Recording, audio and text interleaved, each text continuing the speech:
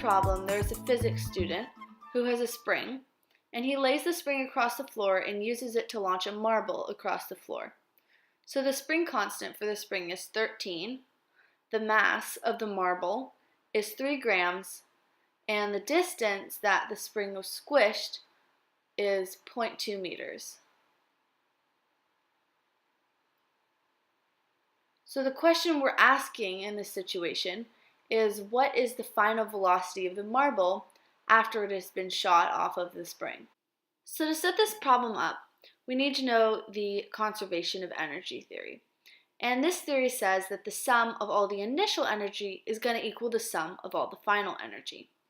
We know that the initial energy is elastic potential energy, which then converts into kinetic energy. So below I'm going to write the equations for elastic potential energy and then kinetic energy. So we set those equations equal to each other, and now we want to get v alone because we're solving for velocity. So I'm now using algebra to get v alone.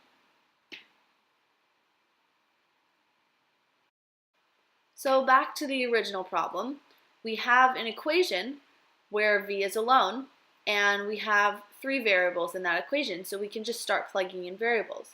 So we plug in 13 for the spring constant, and 0.2 meters for the x, the distance, and then 0.03 kilograms for the mass.